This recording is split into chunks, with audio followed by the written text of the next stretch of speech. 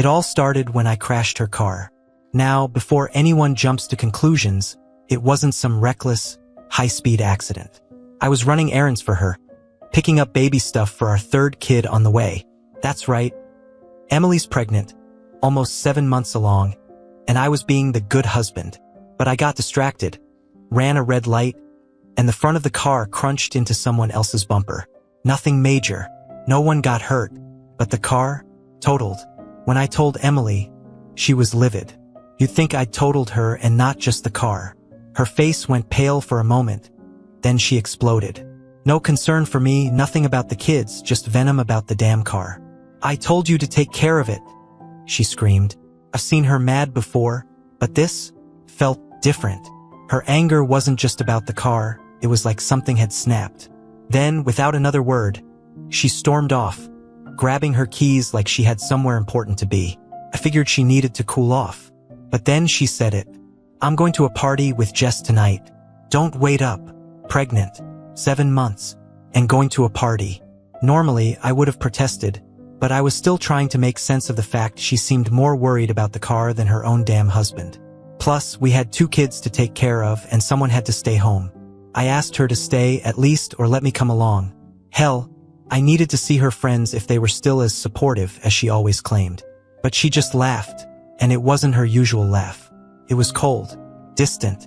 Take care of the kids, Chris. You can't drive anyway. Remember? She walked out without so much as a backward glance.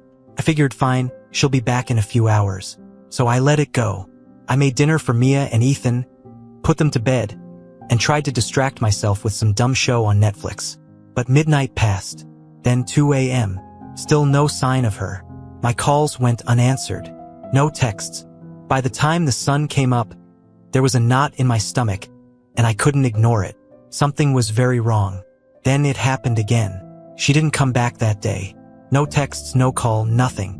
By the second day, I wasn't just worried, I was pissed. I messaged Jess, her friend. And guess what? No party.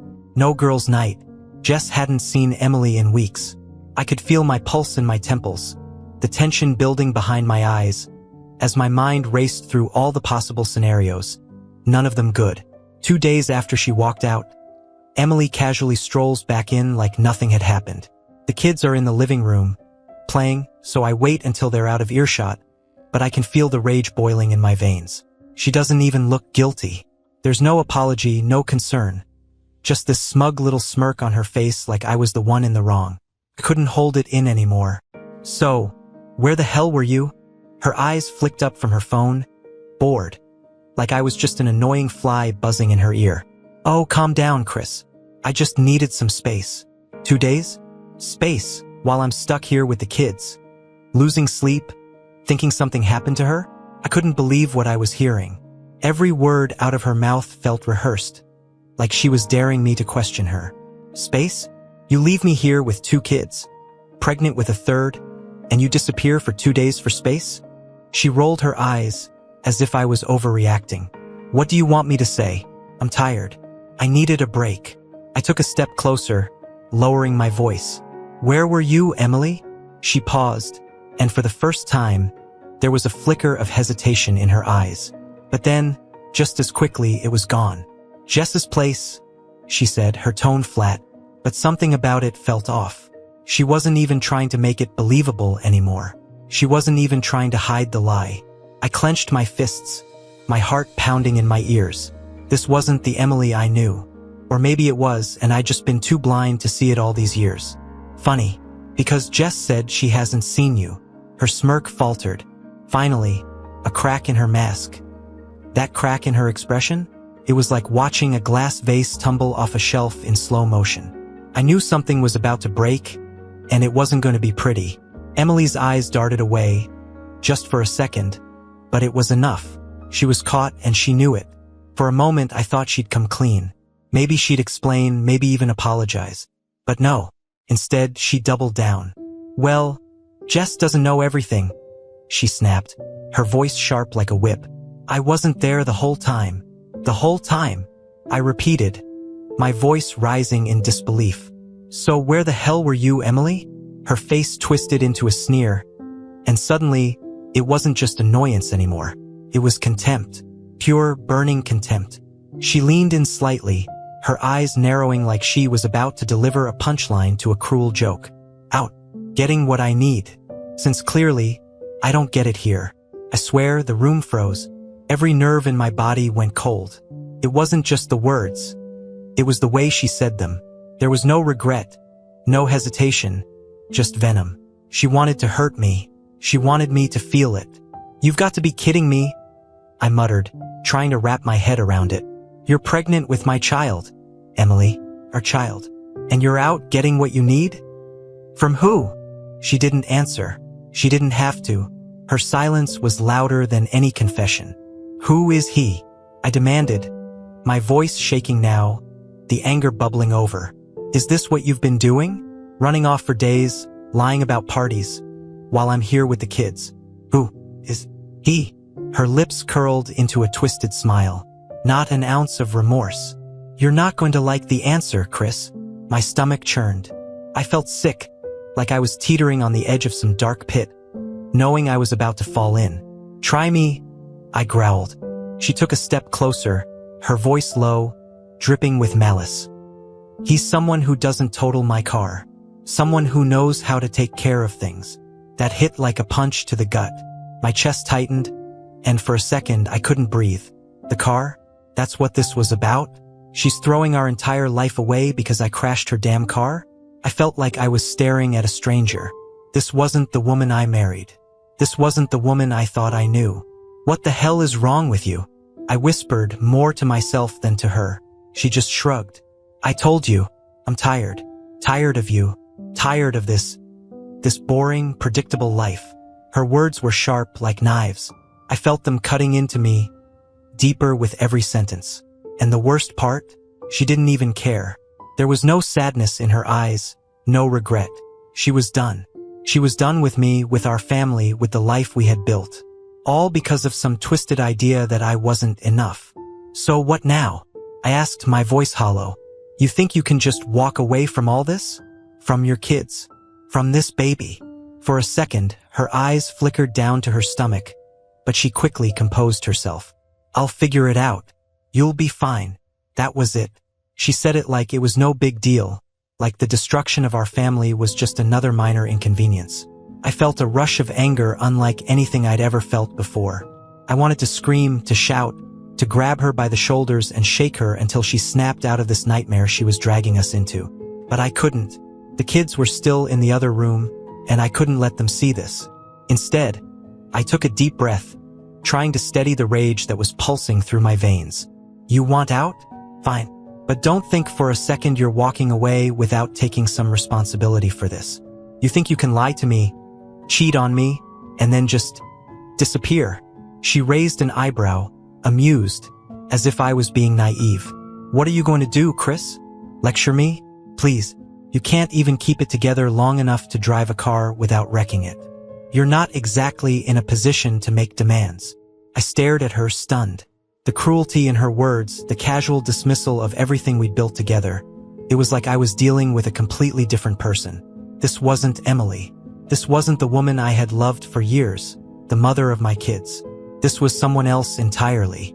Someone colder. Someone vicious. Take a DNA test. The words came out before I could stop them. Sharp and forceful, cutting through the tension like a blade. Her face went blank, the smirk vanishing as quickly as it had appeared.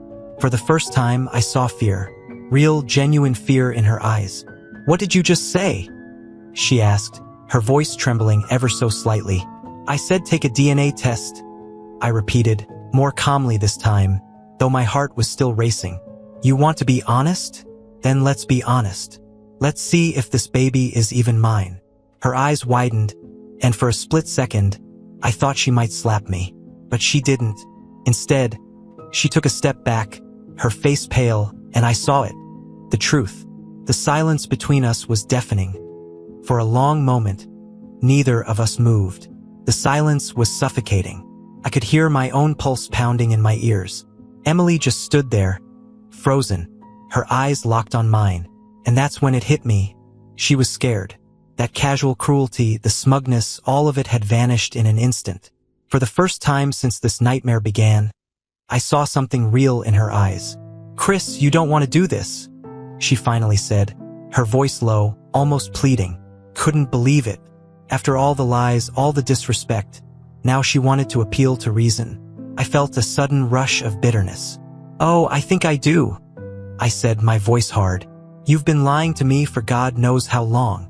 You disappear for days, and now you want me to just trust that everything's fine? You're the one who doesn't want to face the truth, Emily." She crossed her arms, trying to regain some control of the situation.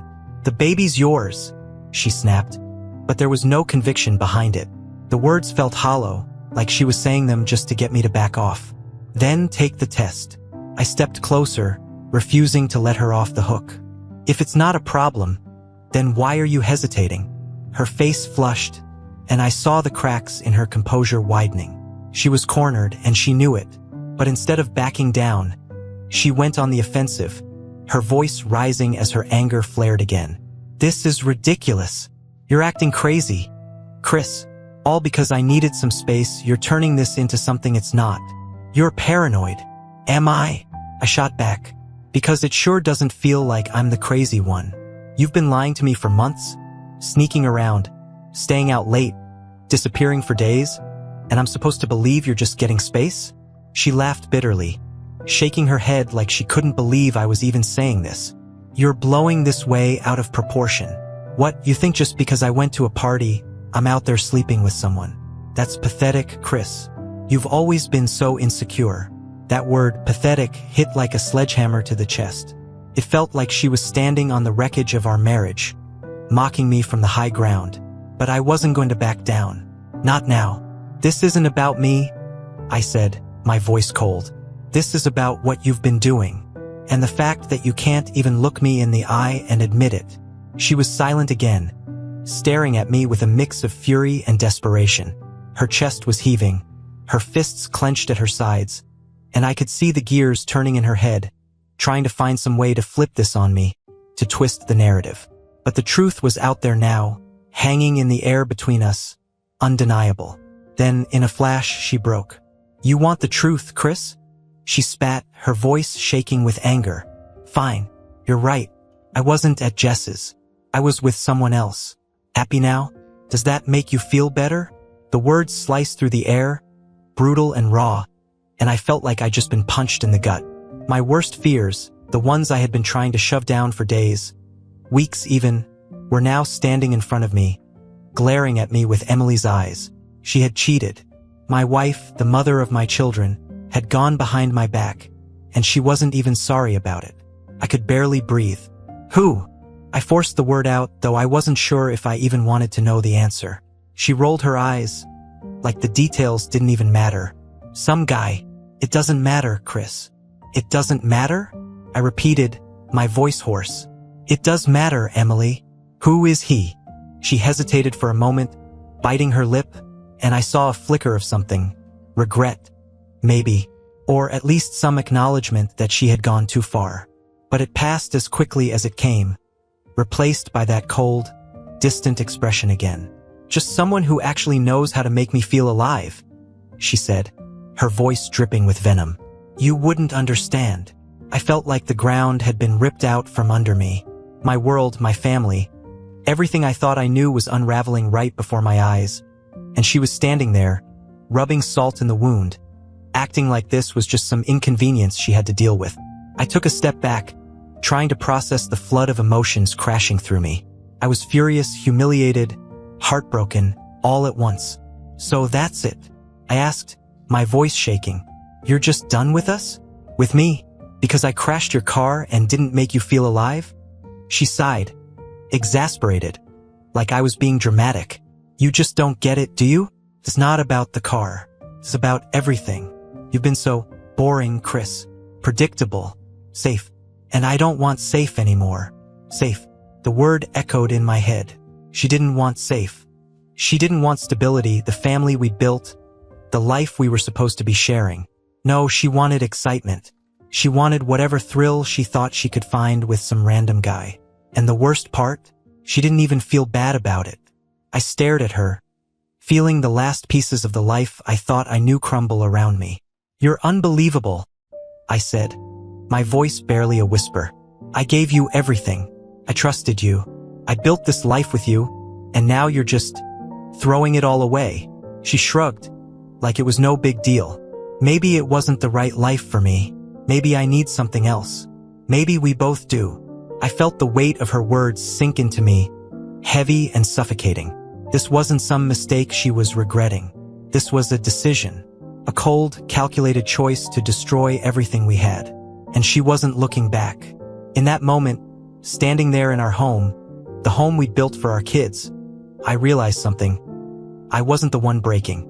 She was, and I wasn't going to let her take me down with her. I looked her in the eyes, my voice steady now, despite the storm raging inside me. We're done, Emily. You hear me?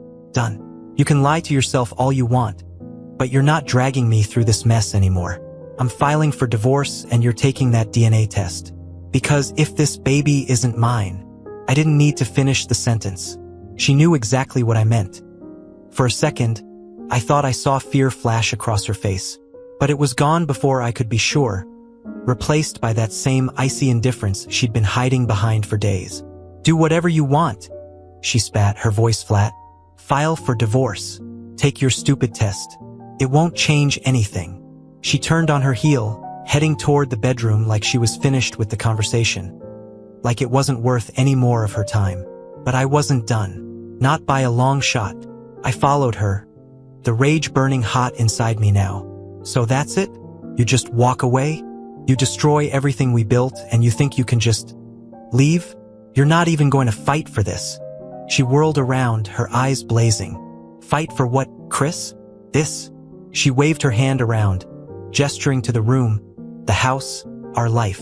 There's nothing left to fight for. What, you think I'm supposed to just stay here, playing house with you, pretending everything's fine, when it's not?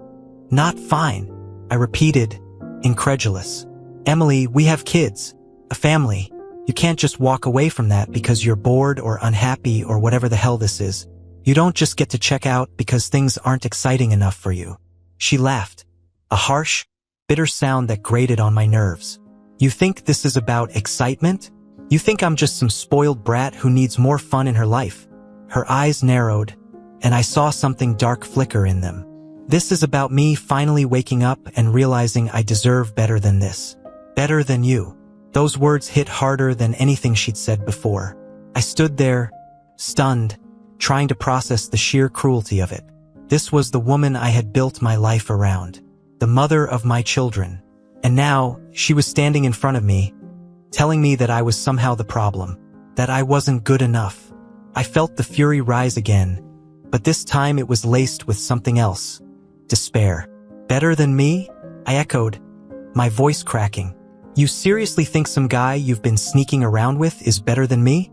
Better than the life we've built? You're willing to throw everything away for that? She folded her arms, glaring at me. Yes, I am. Her voice was like ice, each word colder than the last.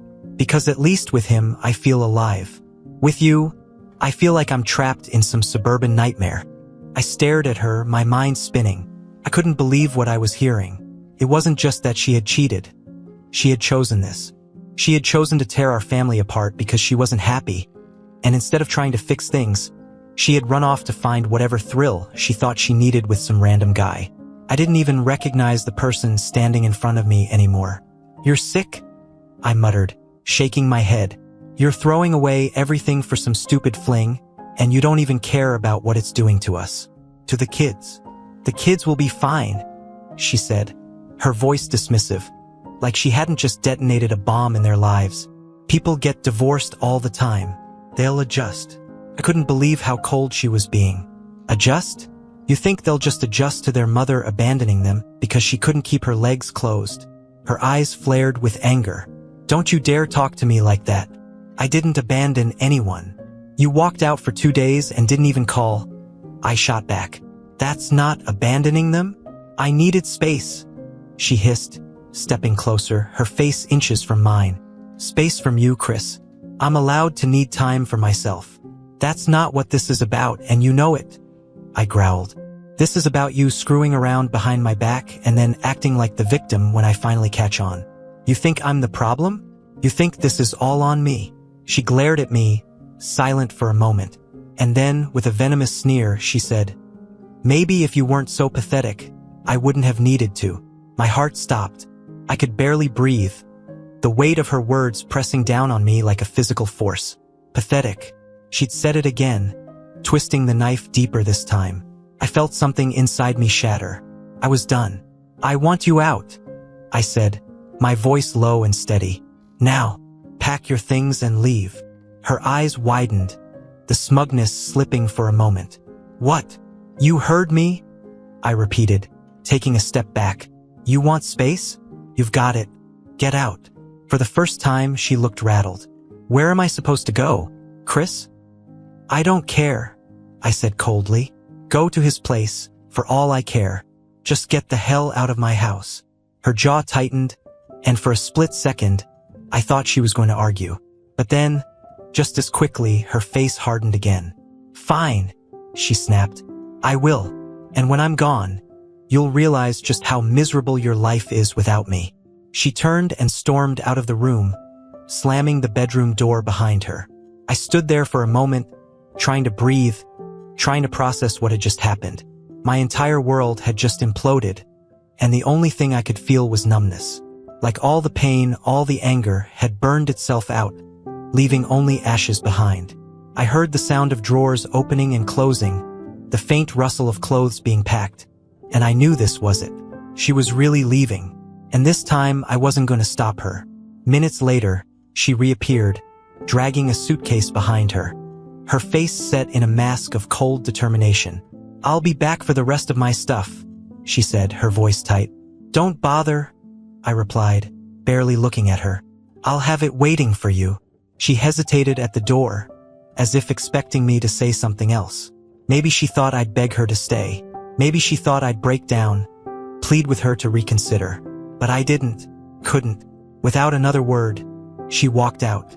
As the door slammed shut behind her, the house fell into a deep, suffocating silence. I stood there, staring at the empty space where she had been, my mind reeling. The kids were still asleep, blissfully unaware of the storm that had just ripped through our lives. For a moment, I thought about chasing after her, apologizing, asking her to come back and fix this. But the truth was, I didn't want her back. Not this version of her. Not after what she had done.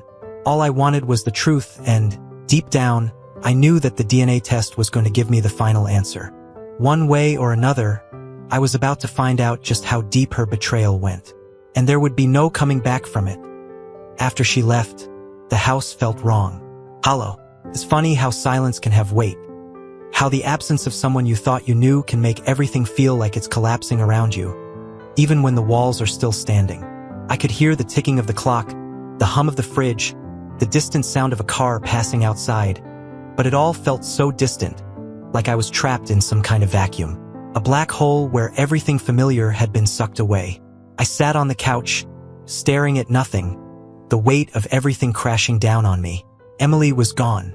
My wife, no, the woman who used to be my wife, had just walked out of our home, our life, and left me sitting there, shattered. I kicked her out, but it felt like she'd torn my heart out of my chest and taken it with her. I could still see her face, hear her voice, that venomous laugh as she talked about how boring I'd become, how she needed more than me. I was angry, yeah, furious. But now that she was gone, the fury wasn't burning as bright. Now there was something darker creeping in, doubt, fear. What if I really wasn't enough?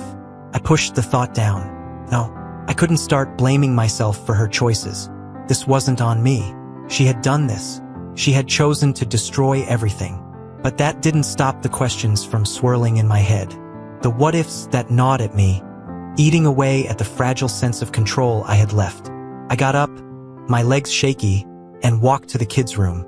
They were asleep, their little faces peaceful, innocent, completely unaware of the chaos that had just torn through their family. I stood in the doorway for a long time, watching them, my heart aching. What was I supposed to tell them when they woke up? What was I supposed to say to a 5-year-old and a 3-year-old when they asked where their mom had gone?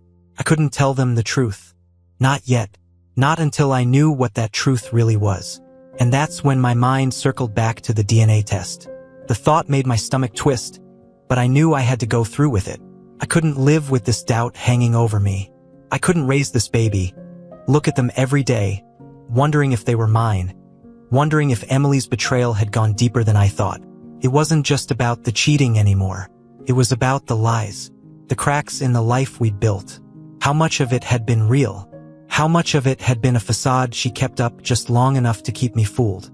The next morning, I called my lawyer. I was done playing games. The divorce papers needed to be filed, and the DNA test was non-negotiable. I wasn't going to let her walk all over me and expect to take the easy way out. She wanted out of this marriage? Fine. But she was going to face the consequences. I expected the divorce to be messy, but the phone call I had with Emily that afternoon made everything worse. She'd moved in with him. The guy. She didn't even bother hiding it anymore. His name was Tyler. Someone she'd reconnected with a few months ago. Reconnected. Like this was some kind of harmless high school reunion, not the collapse of our life. So, this is what it is now? I asked, trying to keep my voice steady, trying not to let her hear the anger, the hurt. Chris, I'm not going to argue with you, she said, her voice cold and detached. I've made my decision. I'm done pretending. Pretending, I repeated, feeling the anger flare again. Pretending to be what? A decent wife? A mother to our kids? She sighed, like I was exhausting her. Like this whole thing was a nuisance she couldn't wait to get rid of. Pretending to be happy, Chris. I haven't been happy for a long time, and you know it. We both know it. I've just finally had the guts to do something about it. I could feel my blood boiling again, but I forced myself to stay calm. The kids deserve better than this. They deserve a mother who actually cares about them. They'll have me, she snapped back, defensive. I'm still their mother. I'll still be here for them. When? Between all your space and your time with Tyler? When exactly are you going to be a mother? That shut her up for a second. I could almost hear her grinding her teeth through the phone. But when she spoke again, her voice was like ice. Don't turn this into something it's not. I'll be there for them. You'll see. You think you can just guilt me into coming back? That's not going to happen. I don't want you back, I said, the words tasting bitter in my mouth. I just want you to be honest for once in your life. She laughed, a cold, humorless sound. Honest? You want honesty, Chris? Fine. Here it is. This marriage was over a long time ago. I just didn't have the nerve to tell you because I knew you'd crumble. And now, I'm finally done pretending to care. I was silent, my hands gripping the phone so hard I thought it might break. She really believed that. She really believed that I was the one holding her back, that I was the one who had ruined everything.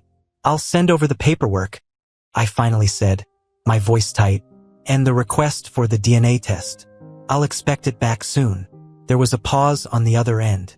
I could almost feel her anger through the line. You don't trust me, do you? She said, her voice soft now, dangerous. You really think I'd lie about the baby? I hesitated. I didn't want to say it, but I couldn't lie. Not anymore. I don't know what to think anymore. She was silent for a moment, and then I heard her sigh, long and exasperated. Fine. You want the test? You'll get it. But when it comes back, and you see that it's yours, don't expect me to apologize. I won't, I said, because I don't think you even know what that word means anymore. The line went dead. I hung up, my hands shaking. There it was, the final nail in the coffin. She was gone. The Emily I had loved was gone, replaced by someone I didn't recognize. And now, all that was left was to pick up the pieces of my shattered life and try to rebuild something for me and the kids. I sat down at the kitchen table, staring at the phone in my hand, feeling the weight of everything that had just happened sink into me. I knew the DNA test wouldn't fix anything, wouldn't take away the pain or the betrayal, but it was the last thread I had to pull. The last piece of the truth that I needed before I could finally move on. The darkness had settled in, and now there was nothing left to do but wait for the light. The days after that phone call were a blur, a slow-motion car crash that I couldn't look away from. Emily was gone. The house felt emptier than ever, but the kids didn't know. Not yet. Every time Mia or Ethan asked where their mom was, my throat tightened. I had to come up with excuse after excuse. feeling like a liar in my own home. Mommy's staying with a friend, I'd say, forcing a smile, trying to hide the weight of what was really going on. I was barely holding it together, waiting for the DNA test to come back, living in limbo. Every second felt like an eternity. Each time my phone buzzed, I thought it might be the lab. My chest would tighten, my pulse would quicken, but it was never the call I was waiting for. Just another reminder that this nightmare wasn't over yet. Tyler. The name alone made my skin crawl. Knowing she was with him, likely playing house while I was at home with our kids, trying to keep it all together, made my blood boil. Who was this guy? Anyway, just some loser who got off on breaking up families? Was he sitting next to her now, laughing at how easily she tossed me aside? I couldn't stop the thoughts, no matter how much I tried. They ran circles in my mind, making sleep impossible. I'd lie awake at night, staring at the ceiling, replaying every moment of our marriage, wondering where it had all gone wrong, wondering how I'd missed the signs, wondering if this baby would even be mine. But worse than the anger was the doubt. What if it really was my fault? What if I had driven her away? She had called me boring, safe. Had I been so focused on giving her a stable life that I'd smothered her? Had I turned into some version of myself that she couldn't stand anymore? I hated thinking like that, hated giving her the power to twist my mind like this. But it was a constant tug-of-war inside me, the anger and sadness battling for control. I couldn't find solid ground. One night, I finally broke. The kids were asleep, and I was sitting alone at the kitchen table, staring at a bottle of whiskey I'd pulled from the back of the cabinet. I hadn't had a drink since Ethan was born. Emily had asked me to cut back, and I had, for her. I wasn't a heavy drinker, but in that moment, I was looking for something to numb the ache, something to take the edge off the rage, the confusion, the heartbreak. I poured a glass and downed it in one go, the burn hitting my throat, a warmth spreading through my chest. It didn't make the pain go away, but for a moment, it dulled the edges. I poured another, and then another. The whiskey didn't make the questions stop, though. In fact, it made them louder. Why hadn't I seen this coming? Why had she chosen him? Was she lying in his bed right now, thinking about me, laughing at how easily she had shattered my life? I wanted answers, but more than anything, I wanted the test results. I needed that truth to anchor me, to give me something to hold on to. The last thread of sanity in a world that had been ripped apart. Then, finally, the call came. It was a Tuesday afternoon. I remember the sun pouring through the windows, casting long shadows across the kitchen floor. Mia and Ethan were playing in the living room, and I was sitting at the table, staring at the stack of bills I hadn't gotten around to paying, when my phone buzzed. I glanced down at the screen and froze. It was the lab. My heart started pounding in my chest, my hand trembling as I reached for the phone. I didn't want to answer. I didn't want to know. Because once I did, there'd be no more wondering, no more hoping. There'd only be the cold, hard truth. I swiped to answer. This is Chris. Hi, Mr. Thompson. This is Dr. Myers from the testing lab. We have your DNA test results ready. I swallowed hard, my mouth suddenly dry. Okay. There was a pause on the other end, a moment that stretched out into eternity. I could hear papers shuffling, the faint sound of typing. And then, finally, the voice on the other end spoke again. The test results confirmed that you are the biological father. It felt like the world stopped spinning for a second. I sat there, phone pressed to my ear, trying to process the words. You are the father. The baby was mine. Relief should have washed over me. I should have felt some kind of closure. But instead, all I felt was emptiness, a void, because even though the baby was mine, nothing else had changed. Emily was still gone. She was still with him. And now this baby, our baby, was going to be brought into a world where its parents weren't just separated, but torn apart by betrayal. Thank you, I managed to choke out, my voice sounding distant, like it didn't belong to me. I hung up, staring at the phone in my hand. I was the father. But I wasn't sure what that meant anymore. I wasn't sure how to feel. I stood up, walking to the living room where the kids were playing.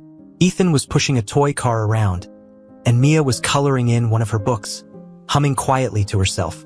I watched them for a long moment, a lump forming in my throat. I was their father. I was going to be this baby's father too. But what kind of father was I now? broken and hollowed out by what Emily had done.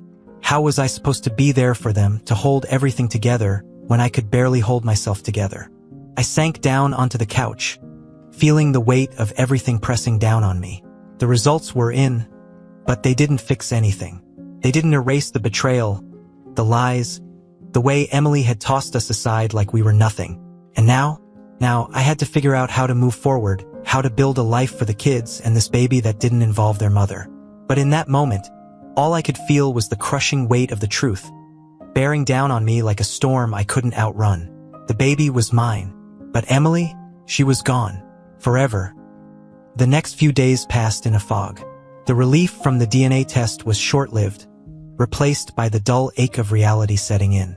Emily was gone, and there was no coming back from that.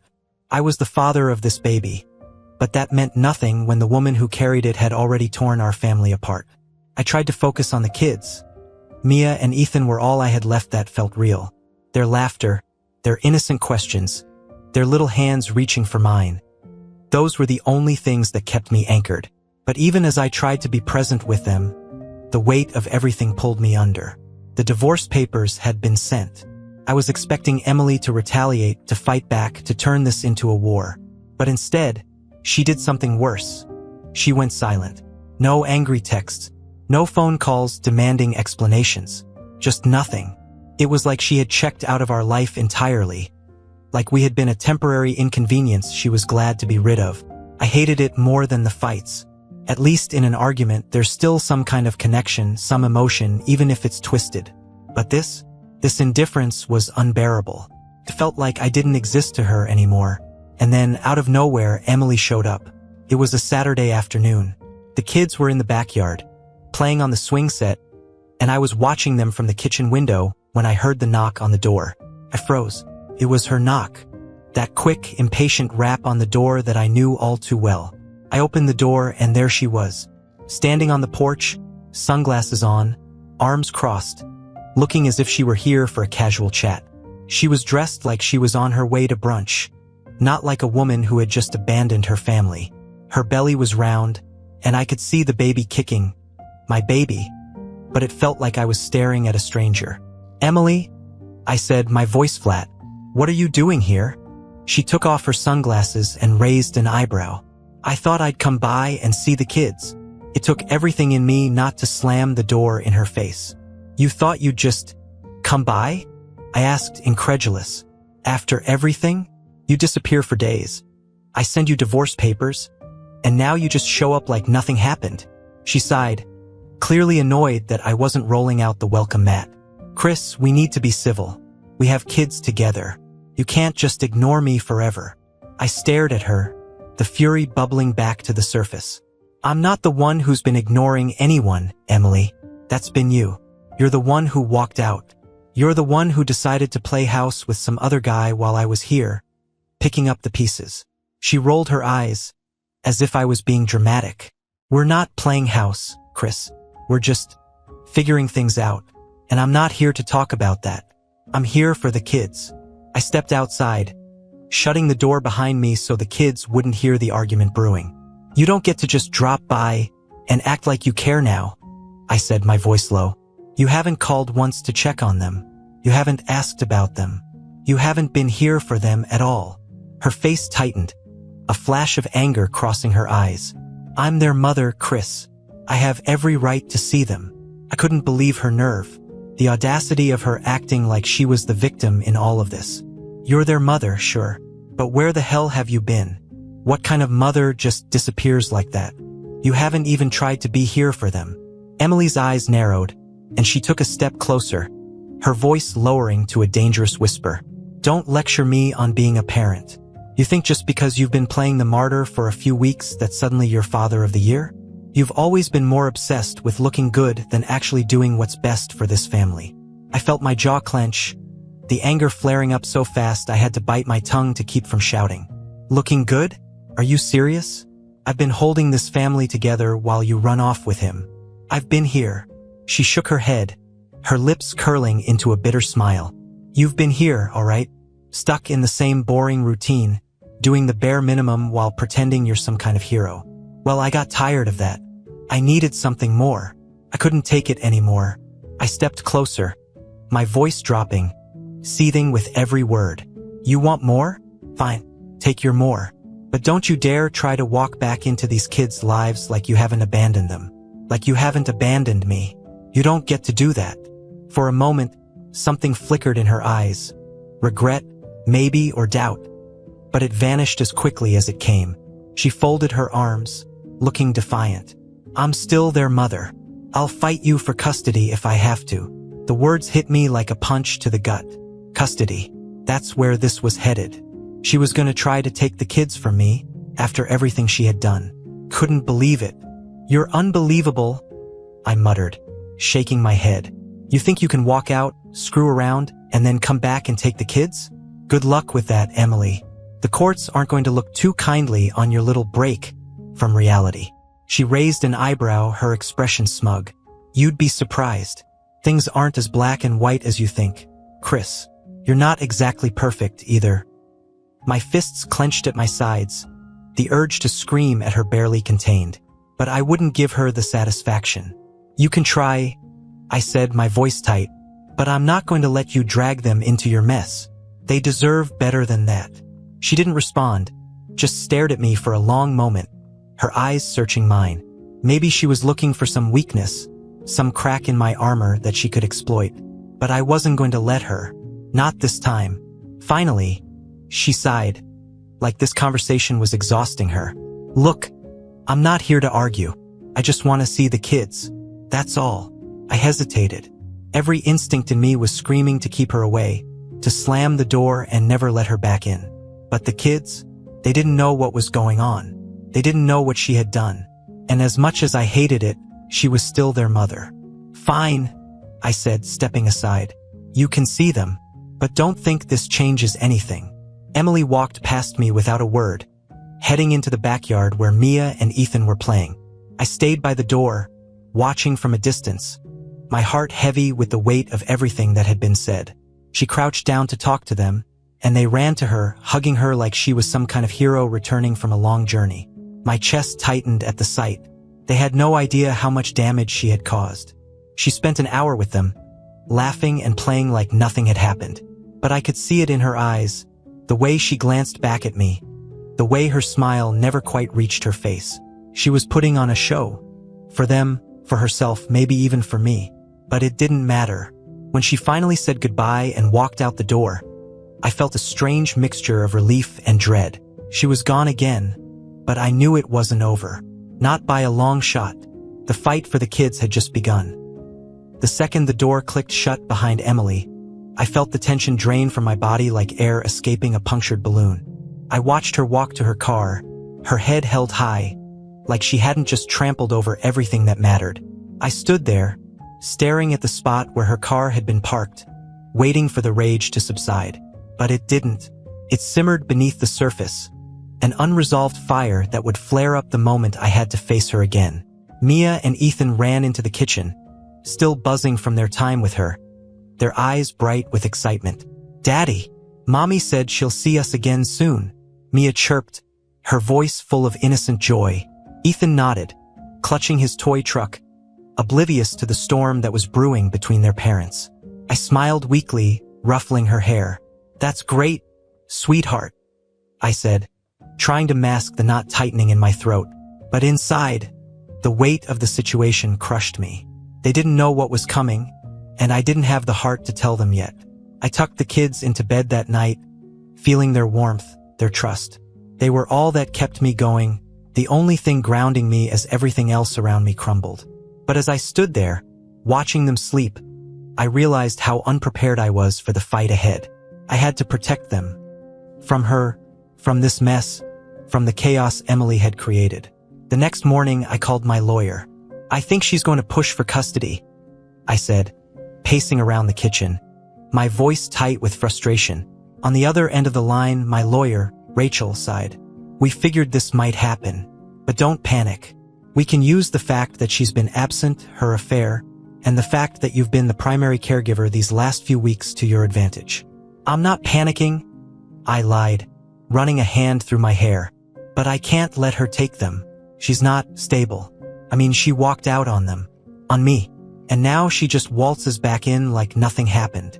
Rachel's voice was calm, measured, as if she'd dealt with this kind of situation 1,000 times.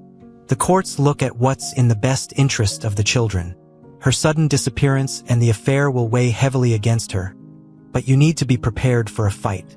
It's going to get messy, Chris. I swallowed hard, the weight of the reality sinking in. Messy was an understatement. Emily wasn't just going to let this go. She'd already shown she was willing to do whatever it took to get what she wanted. The indifference she'd shown that day on the porch had been a warning. She was prepared to play dirty, and she wasn't afraid to drag the kids into the mud with her. But this wasn't just about winning anymore.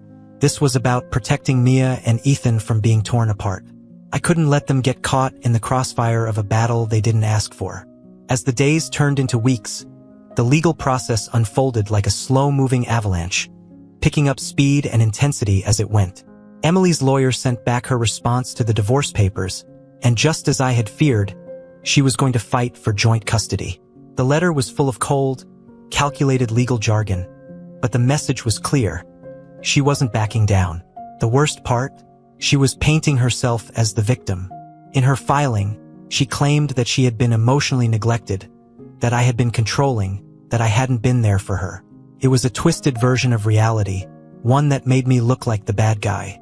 She was trying to rewrite the narrative, turning her betrayal into something justified, something she could use as a weapon against me. She's really going all out, isn't she? I muttered to Rachel during one of our strategy calls. It's not uncommon, she replied. She's trying to build a case that her actions were the result of emotional distress, that she was pushed into a corner. But don't worry, Chris. We have plenty of evidence on our side. Her affair, her absence, those are things that are hard for her to explain away. But despite Rachel's reassurances, I couldn't shake the feeling that Emily would find a way to twist the situation to her advantage. She was manipulative, and now that she had Tyler feeding her whatever lies she needed to believe, she seemed more emboldened than ever. The tension between us hit a boiling point one afternoon when she came to pick up the kids for her first court-ordered visitation. We hadn't spoken much since her visit, but the brief texts we exchanged were icy at best. I was waiting on the porch when she pulled up, her face hidden behind large sunglasses, her expression unreadable. "Ready?" she asked, not even bothering to look at me as she walked past. The kids were excited to see her, running out of the house and into her arms. I watched, arms crossed, feeling the resentment build in my chest. She could play the doting mother all she wanted, but I knew the truth. I knew what kind of person she had become. As they drove off, Emily didn't even spare me a glance. It was like I didn't exist. And in that moment, I realized something. She didn't care about me anymore. Whatever love or respect she once had was long gone. All that mattered to her now was her image, her control over the situation, her ability to manipulate it to her benefit. The days dragged on, filled with court filings, meetings with lawyers, and sleepless nights. Emily's visitation days came and went, the kids coming back home with stories of fun outings, trips to the park, ice cream with Tyler. It made me sick, thinking about how quickly she'd replaced me in their lives. But I couldn't let it show. I had to stay strong for them. Then came the court hearing. Emily arrived with Tyler at her side. He was tall, smug, the kind of guy who probably thought he could charm his way out of anything. I watched them walk into the courtroom together, like some twisted power couple, and my stomach turned. This was the man she had thrown everything away for. This was the man she was willing to destroy our family for. The hearing was brutal. Emily's lawyer painted her as a misunderstood mother who had simply needed a break from a loveless marriage. They downplayed the affair, claiming it was a result of emotional neglect on my part. Meanwhile, my side hammered home the facts. The affair, her abandonment, the suddenness of her departure. By the end of the day, I was exhausted. My lawyer said we'd done well, but there was no way to tell how the judge would rule. All I could do was wait. A few days later, the decision came. Joint custody. The court ruled that Emily would get shared custody of Mia and Ethan. She would have them half the time, splitting their lives between two homes, two worlds. I stood there, the judgment in my hand, feeling a mix of defeat and anger. She had won. In some twisted way, she had won. The court didn't care about the affair, about her betrayal. All they cared about was keeping things fair. There was nothing fair about any of this. The war wasn't over, but the first battle had been lost. Now I had to figure out how to move forward, how to pick up the pieces of my life and be the father my kids needed, even if it meant sharing them with the woman who had broken everything. As I watched the kids play in the backyard that evening, their laughter ringing through the air, I realized one thing. I wasn't fighting for revenge anymore. I was fighting for them, and no matter how hard this got, I wouldn't stop fighting until they had the life they deserved. This wasn't the end. It was just the beginning.